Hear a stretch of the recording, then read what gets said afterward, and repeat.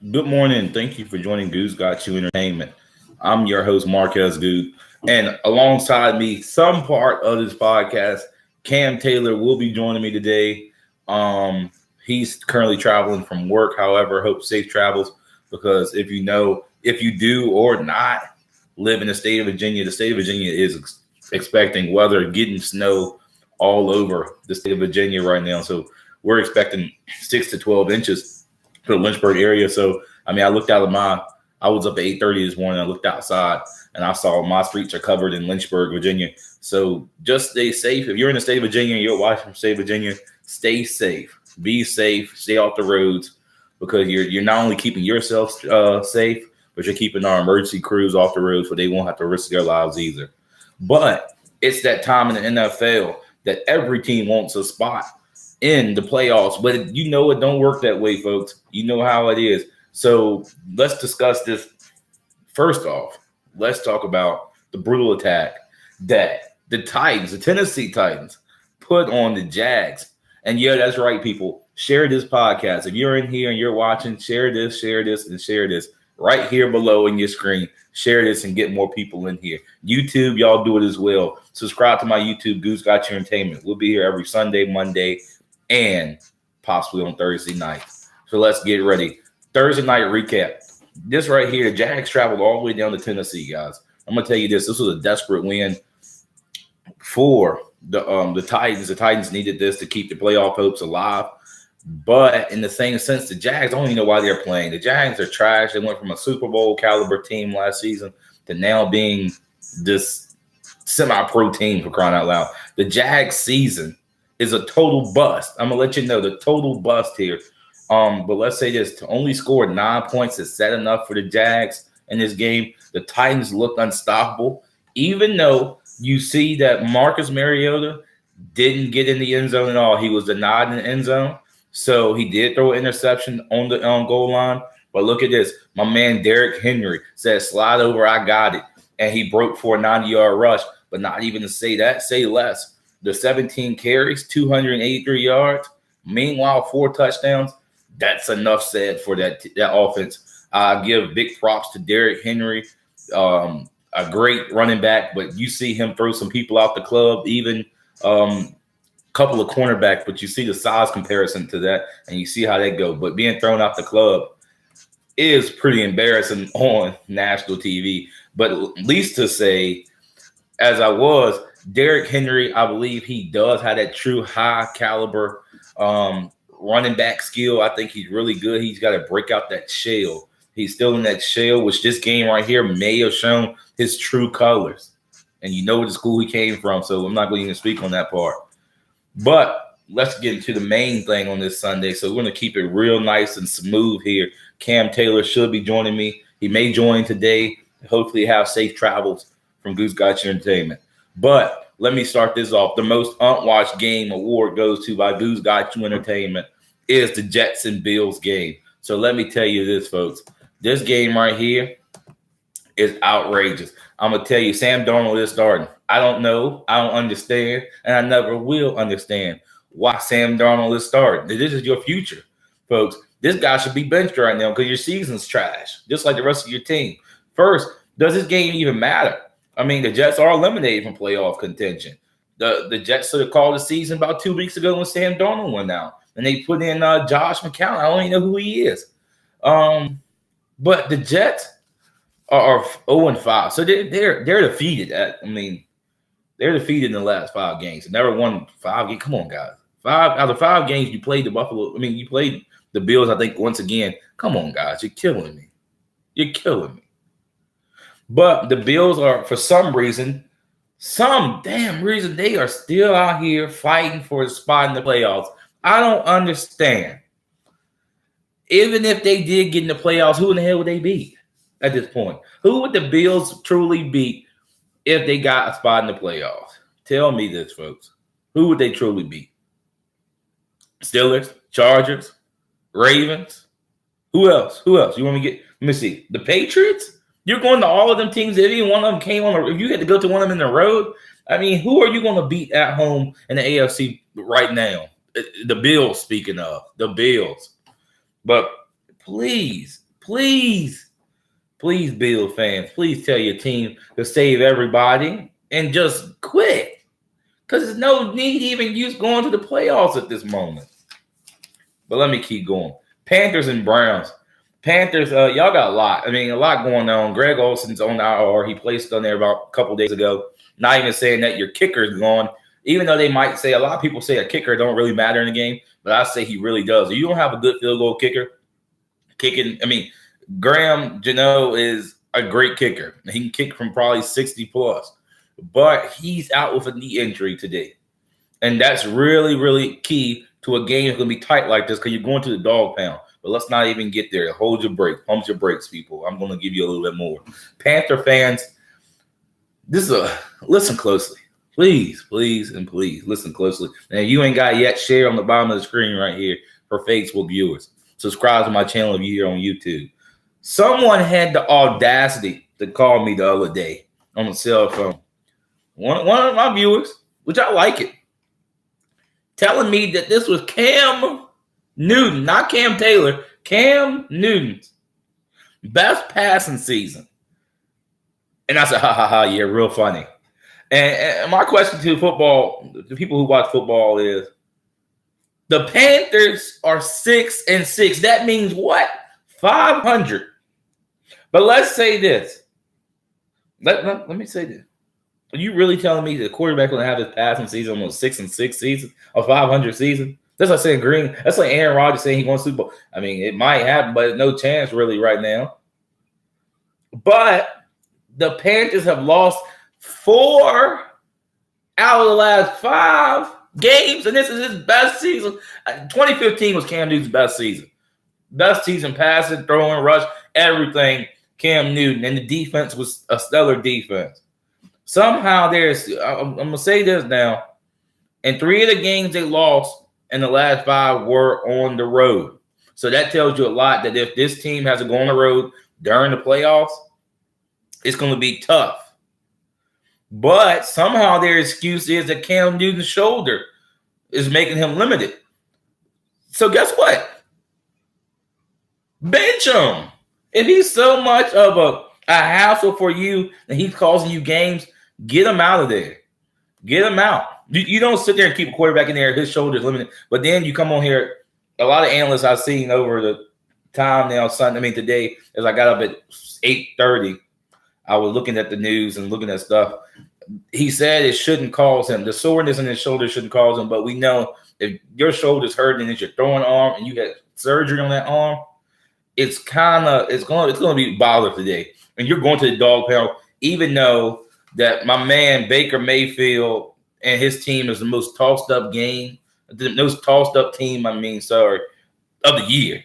Because they can go and win a game, 3 touchdowns, 1 interceptions. Then he can come back and throw 1 touchdown, 3 interceptions next game. We've seen it like that. We've seen it against the Steelers. Against the Texans, sorry. The Texans, let me give them their props. But, Baker Mayfield showed his scrubbiness against the Texans defense, which we know how high the Texans defense is. We know who they are. We know Clowney's on one side. You got J.J. Watts on the other MVP candidate. You got that. And Baker Mayfield, a rookie, throwing 1 touchdown, forced 3 interceptions. So that's a rookie mistake, if I may say that. But he played against a great defense. Or I would say a little bit less than great, because they can hold their ground sometime. But I'm saying this.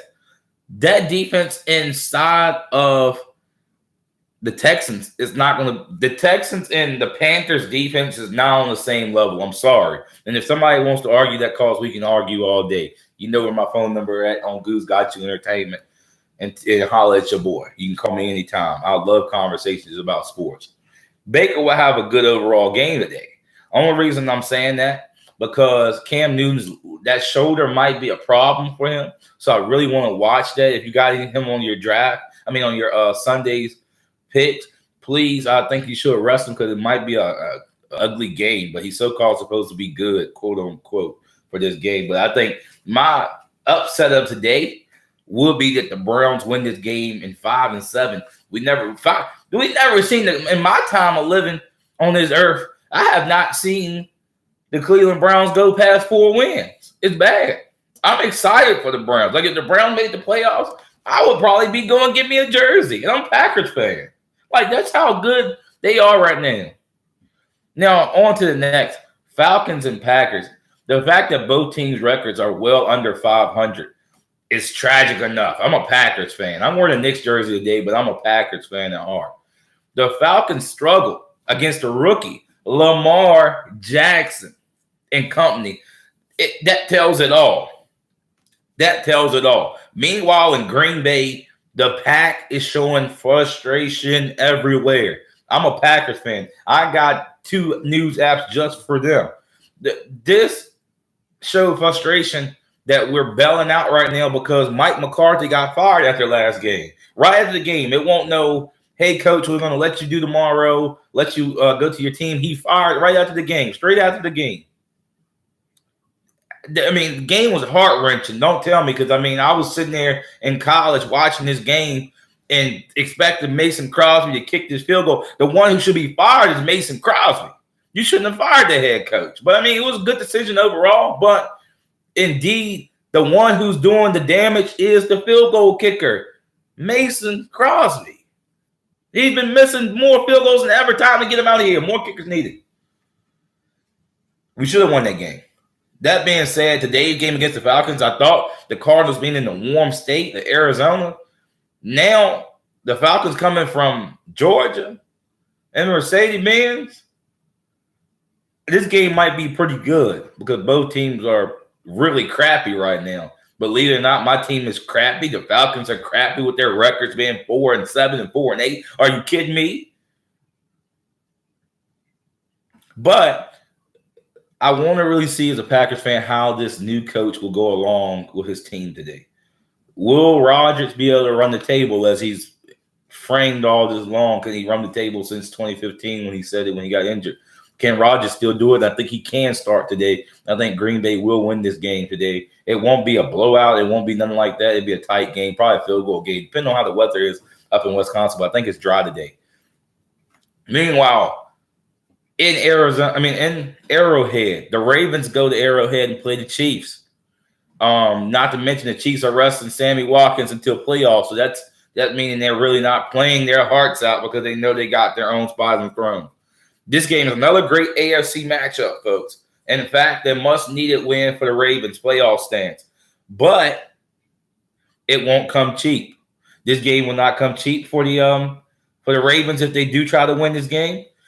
But the Ravens will face off in Arrowhead against a red hot Chiefs offense that is indeed 5-0, undefeated at home. Considered one of the toughest places to play at in the playoffs if you have to go there. But any team can have its collapse at any moment. And we've seen that from the Browns to the Packers to whoever. Greg, I know. You made me stop. I used to be a Melo fan. It's a Melo jersey. I was a Melo fan. I got his Nuggets jersey, Greg. Hold on. I'm going to get to you next. Although the Ravens held their ground at Mercedes-Benz Stadium with Lamar Jackson 12-21, 125 throwing, but collected one touchdown on the ground. RG3 even came in the game. Who would be expecting that RG3 would be taking a snap in the NFL after all these injuries? But he took 4 snaps because Lamar went out with concussion protocol, came back in, but say less, the Ravens defense held their ground too, while roughing up Matty Ice, causing him to be strip sacked and return for a touchdown. Tavon Young did that. But special teams and Justin Tucker actually connected when needed.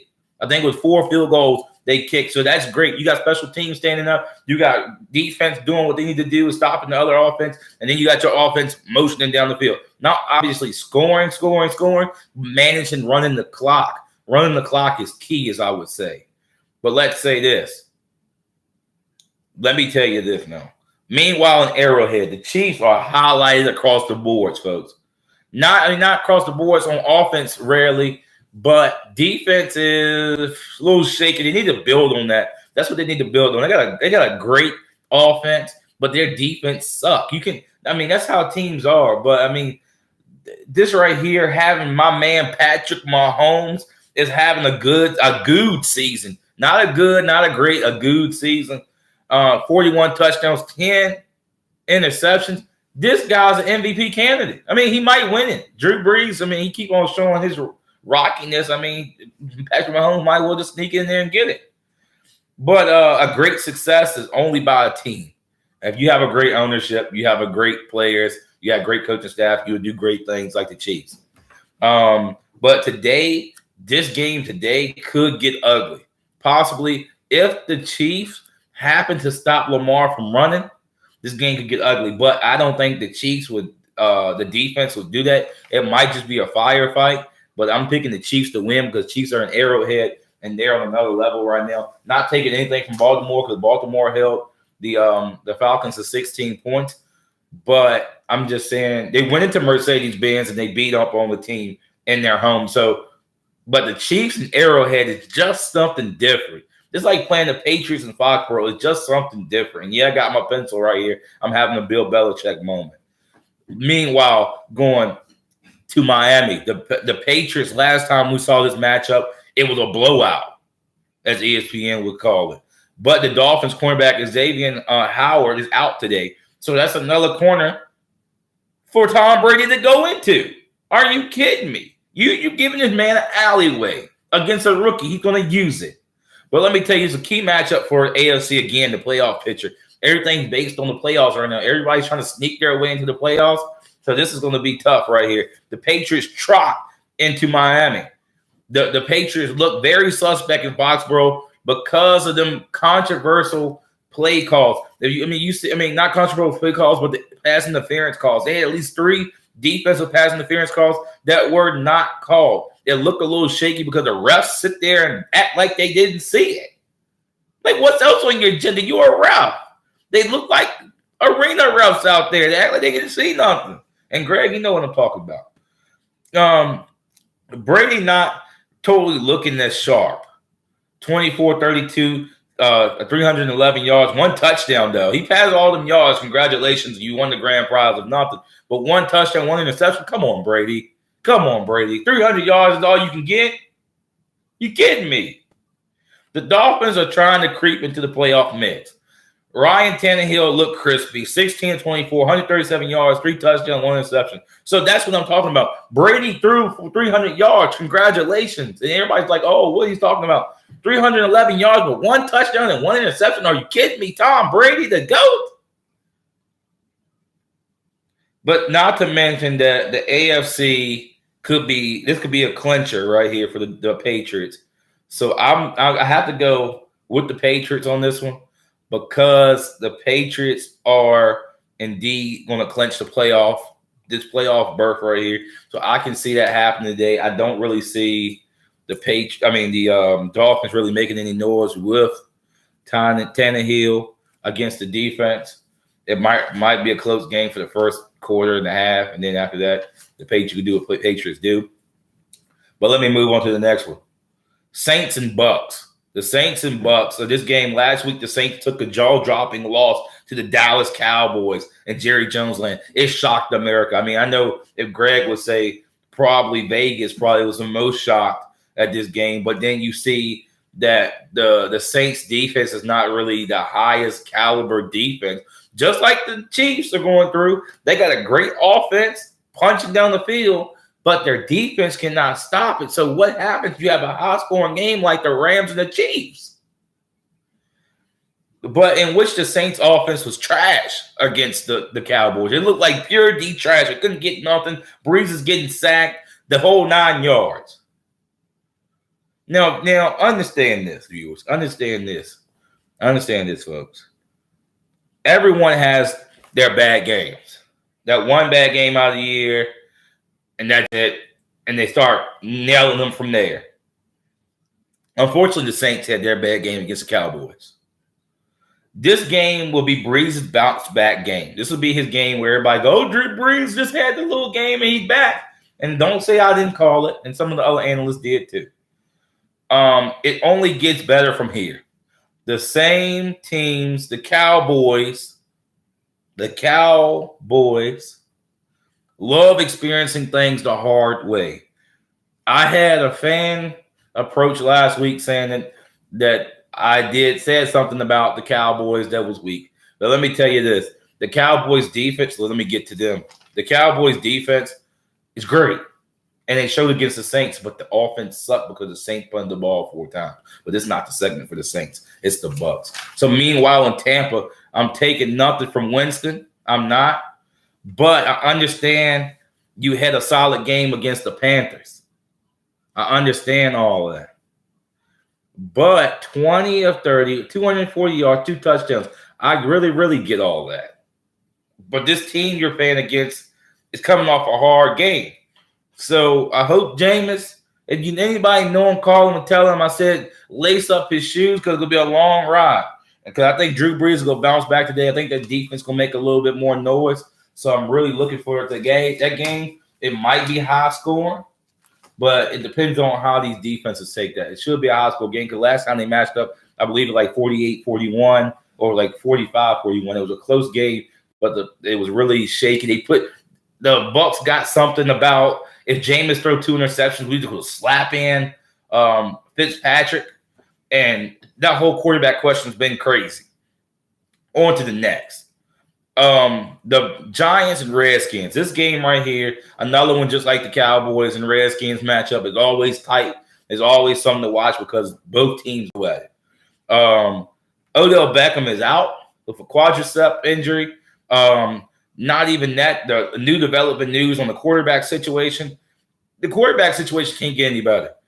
Alex Smith had just been ruled doubtful for 2019 season. I mean, furthermore, we ain't finished this season yet. But he had some leg infection after his surgery on his lower leg that he had broke during the game. So he's doubtful to return 2019 season. So the Redskins go from trying to find a short-term quarterback, hoping Alex Smith come back, to now hoping they even have a quarterback at all. But the Redskins, y'all just don't have any luck. First, Alex Smith. Then the other night, Colt McCoy goes down with a gruesome injury. Now you stuck with Mark Sanchez, the butt fumbler, if I may say. Everybody remember the butt fumble in the Jets. Greg, I hope you're still watching. Yeah, the Jets. And somehow y'all got this guy named Josh Johnson out of the Arena League. He's an AAF quarterback. He's still, matter of fact, I just found out the news from one of my friends up in the NFL area that he's still going to sign with arena football team while playing with the NFL. So he's not even focused on you guys. He's just helping y'all out. He's just sitting on the bench helping, taking your money. The fact that y'all have the audacity to sign a quarterback that hasn't took a snap since 2011 with the Bengals. Are you kidding me? I mean, he probably took some in the arena, but it's nothing like the NFL. The Bengals. But the fact that y'all, the Redskins sit there and say that they couldn't get Colin Kaepernick. Now, I'm not into politics. I'm not all that. This is a sports talk show. I'm not even stepping in politics. The fact that your head coach made a statement that was blasphemy at the most, and Stephen A. say that he said that Colin Kaepernick would not fit in the system. You're making Josh Johnson fit in the damn system, and you're sitting there and making the other quarterback, Mark Sanchez, fit in the system, but Colin Kaepernick can't fit in the system. Something's wrong with that picture. Read between the lines. Come on now. Come on. If you're going to say about politics, I understand. But you going to sign a scrub and Josh Johnson instead of getting Colin Kaepernick? Wow. Share this podcast. Share. I'm still going on. That's just a little jaw dropper right there for you folks. Colts and Texans. The Colts are looking unstoppable for a lengthy time. They look very, very good for a couple of weeks. And don't get me wrong. To only lose to a penniless team. Yeah, I said a penniless team. And the Jags are mind-boggling. The fact that you go and you beat this team 29-26, and then you come two weeks later and you get beat by them 6-0 is it's outrageous to the most. But really, let me see this. I want to know, you're playing like trash. And this red hot team are the Texans. You're in Houston. this young offense, this veteran defense is it's like a dog and a chew toy. It's like a lion and a gazelle. It's not pretty. This game will get ugly quick. T.Y. Hilton was a game day decision. They have ruled him that he's going to come in today's game, but the fact that it's a game day decision, you should rest your veteran like that. That's your veteran. You go out there and blow a cab once it was over. Season's up. I mean, you pretty much is summing it up after today. The Texans go win this. They're in Houston. They're crying out loud. Share this podcast, folks. But let me tell you this. This young defense and offense in the Texans are going to be a dangerous team in the playoffs. No doubt about it. Deshaun Watson, 21 touchdowns, 9 interceptions on the season. So that's pretty decent for a young quarterback. Now, let me tell you this. On the next one, the defense of the Texans, think about it. Think about it. Clowney, like I said, and J.J. Watt on the other side. I really want to see this game. Now, Bengals and Chargers. No A.J. Green and no Andy Dalton. What else I got to say? Can I move on? You ain't got a starting quarterback. You ain't got your best receiver. You're playing with Jeff Driscoll, I believe his name is. I only know who he is. But the Chargers made a comeback statement. My man Elijah Davis is a Chargers fan from Old Dominion. He played at Heritage as a running back. That took him a good distance. And he's still doing good at ODU as a Chargers fan. And the Chargers came back against the Steelers, which we looked at and we said, no, it's no way. And now the Chargers 33-30. And the Steelers are looking crazy. So I'm picking the Chargers to win this game, definitely, because there's no way possible the Bengals and their backup quarterback, Driscoll, is going to win this game. No way. It's like trying to get cold water to ale. No chance. The Broncos and the 49ers. This game is going to get ugly quickly. Not ugly because of the Broncos offense. It's going to get ugly because of the Broncos defense with Von Miller against the 49ers. Who are they right now? I think they're like 2-12. My God. This game right here is going to be ugly. Defensively. I mean, the offense might not even have to show up today for the Broncos. But my co-host is here. The bad man. Let's see if Cam Taylor can come in here and give us some of his good insight. He's joining us live from Richmond, Virginia. But let me tell you this. I'm going to keep talking while he's adding himself in. The Broncos and 49ers game is going to get ugly defensively. That's how I'm going to say that. To the game, I hope he can get in here because he's adding into now. But the Eagles and Cowboys, where my Cowboy fans at? Send me some love. Where my Eagle fans at? Hit that button on you. Cowboy fans, send me some hearts. Eagle fans, send me some hearts. And my man Cam Taylor is in the house. Yes, who's back? Good morning, everybody. Look, I apologize for being late. I had to work this morning. It's snowing outside. It's rough. I ain't gonna lie to you. Those streets are very rough. I'm gonna say good morning first and foremost to all the fan bases out there, except the Dallas Cowboys. I hope everyone's having a great Sunday. How are y'all doing today? How you doing, Cam? How's it going? Hey, I'm doing pretty good. Glad I'm off work. I'm glad you got home too, because I'm looking outside like, God, I feel bad for you. Hey, it was rough. Those rough were terrible, man. I can only imagine. I saw it from inside the house. I told him I wished you luck on getting home because I know how it is out there. And first, shout out to some of the first responders that's out there today in the state of Virginia area, because even though people are on the road getting from work, it's not because they want to be on the road. It's because they have to be on the road. And please, if you're in the state of Virginia or wherever that weather's coming from, please stay off the road. The roads are white. The roads are dangerous. And even if it's not white, it's still icy. It's under 30 degrees. So stay off the road. You're not saving only your life. You're saving somebody else's life. And you're saving our first responders' life for putting their lives on the line on side the highways and byways. Because even though you're out there getting rescued, cars slide, people get hit, different things happen. Stay off the road unless you gotta be. I'm gonna give you a few minutes. We're gonna finish the rest of these up, and I'm gonna give you a few minutes to give your input on the rest of these teams that I already went over. But we're stuck on right now the Eagles and Cowboys. You got here right in time because I just brought this in. But the Eagles, are traveling to Dallas. The Eagles are flying high. And I got my Knicks stuff on, and Greg did comment that I got my Knicks stuff on. He was like, "You got New York stuff on?" He was shocked. I've got, a little bit. But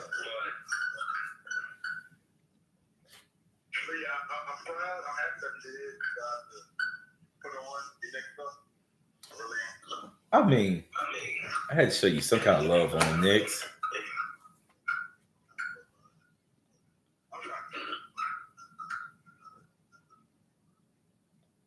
Well, he's coming back. He's getting his mic and stuff prepared for that. But let's say the Eagles and Cowboys game. This game will be very interesting to watch. With the Cowboys defense shutting down the Saints, is an expectation high. They set the bar high for them. So you don't set the bar for 1 week and then you're inconsistent. The most inconsistent fan base, the most delusional fan base. I don't know what else to say about the Cowboys. Y'all can have an 0-15 season and you still cheering the Cowboys going to the Super Bowl. I don't get it that you got the audacity to be on here telling me that my podcast is weak. Yeah, the weak part of the podcast is the Dallas Cowboys. The Dallas Cowboys are the most inconsistent team. I'm going to tell you this, because the Dallas Cowboys defense can sit there and hold a team to 10 points in the Saints, and then you have the audacity to sit there on a Sunday night and tell me that it's weak because your team, your offense had 4 opportunities punted by the Saints, and then you sit there and y'all can't score a lick of points to only score 13 points and have the audacity to tell somebody that their podcast is weak. Your team is weak. You need to go tell Jerry Jones to get Dak Prescott off the field. You need to tell him to go get some more people on the offense. You already got enough. You got Amari Cooper. You got Beasley. But excuse me, Beasley is out. Hold on 1 second. You can comment later. The Cowboys truly suck on one side of the ball. Y'all are a 50% team. To have the audacity to sit there and tell me that I understand everybody's a football fan. But in the same sense, if you're a true fan of the sport, you have to see both sides. You can't just see when your team wins and only when your team wins. You have to see when your team loses also. So I'm going to tell you how it is. My Packers are 4-7. We probably won't make the playoffs. But I'm going to tell you when they're good. I'm going to tell you when they're bad. I don't do it like I do everybody else's team. So don't take no hard feelings if I talk trash about your team. It's just because it's sports talk. You don't get no analyst that sits there and goes, "Oh, the Cowboys are great all the way around," and your record's barely trash. You're barely making it in the playoffs. Only reason you're making the playoffs is because your division is weak. Come on now. And this game right here, the Cowboys lose this game, y'all will be knocked down. Barely making the playoffs. Only reason you're in there because your team, your whole division is weak. You got the Giants. You got the Redskins. You got the Eagles and y'all. Who else? Come on now. Be real. Cowboy fans, be real. I hate to shut you up before your team come on because the Eagles will do it bad enough. But let me tell you this. Cowboy fans, pump the brakes. Don't just pump the brakes, but slam on the brakes, guys. Y'all win one game, and you think you won the Super Bowl against the Saints when they had a bad game. Congratulations. The Saints got their spot in the playoffs. Y'all are still fighting for a spot in the playoffs. Come on. Be realistic now. Be realistic. Be in it all the way. Don't be a half football fan. Be a whole football fan. Don't like two teams like one. But let me tell you this, Cowboy fans. Sean Lee is out. David Irving's out, and Tavon Austin's out. This is a divisional game. This is a playoff mix. And because the Eagles are on the one game from tying with the Cowboys record, this game will be a must-need game. You got to see this game. And I really want to see that is the Cowboys team, since they set the bar so high and they so worthy, they know so much, and the Cowboy fans are so delusional, as Cam Taylor would say, the offense is going to fail. Indeed. The offense is going to fail as usual, and I'm waiting to see that happen today against the Eagles defense.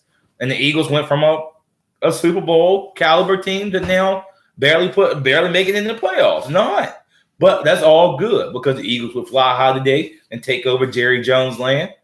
And we'll see Jerry Jones hiding from the cameras again. And he don't want to go outside today. But let me tell you this. If Cowboys lose today, I want to see every Cowboy fan on the podcast. But I already know how Cowboy fans are. You lose one game, you're out of the season. I mean, you're really not going to be on Facebook, really. But if you win, you're going to be on there. Please comment. Please share and post in there. I really want to see what y'all got to say today about your team. Your little team, so good. But let me tell you this. The Steelers and Raiders game. This game could get ugly quick. I mean, the Steelers win the firefight with the Steelers and Steelers win the firefight with Chargers. Indeed, 33-30 is the last final score. Back and forth. Defense, you know. But the Raiders, on the other hand, I will tell you this. Raider fans, once again, do you understand that that voice crack, $100 million for a play caller sounds so sweet for you? I just want to understand that. I just want to understand why do y'all do this to people in America? But the Steelers will win this game. There's no doubt in my mind. No doubt. Don't care you in the black hole. Yeah, the Steelers go shine some light today. The steel curtain's going to come. Not steel curtain back in the day, but they're going to come out and show you what they got to do. Meanwhile, the Lions versus the Cardinals in Arizona. I mean, I don't really got much to say about this game because after seeing the Cardinals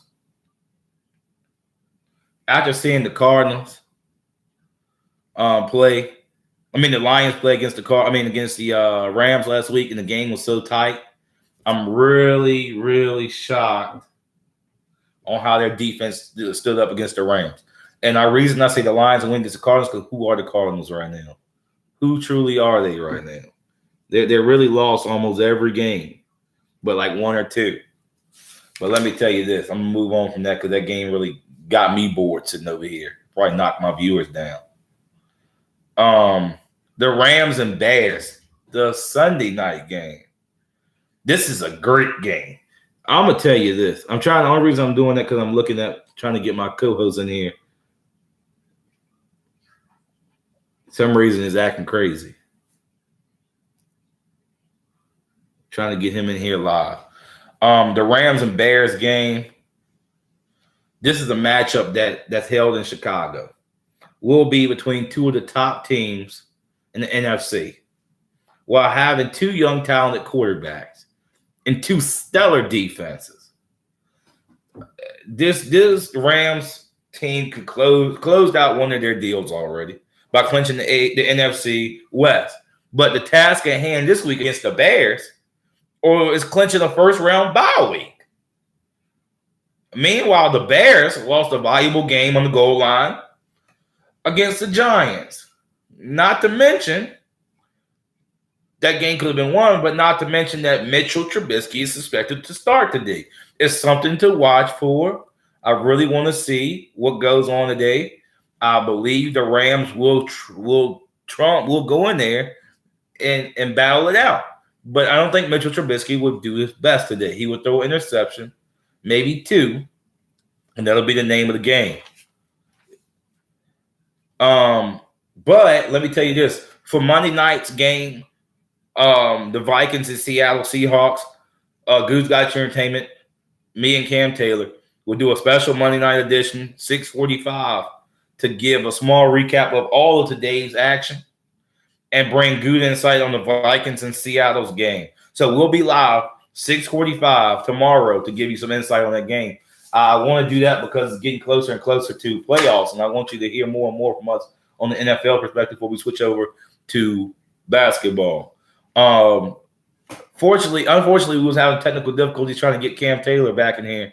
But indeed, I'm planning on we're going to go 6:45 tomorrow. You'll see us here live.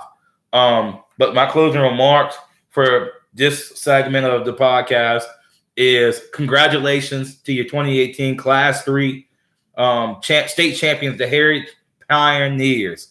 I'm an alumni of EC Glass, if everybody know, but I'm sending over much love to the players, the coaching staff, the teachers, especially the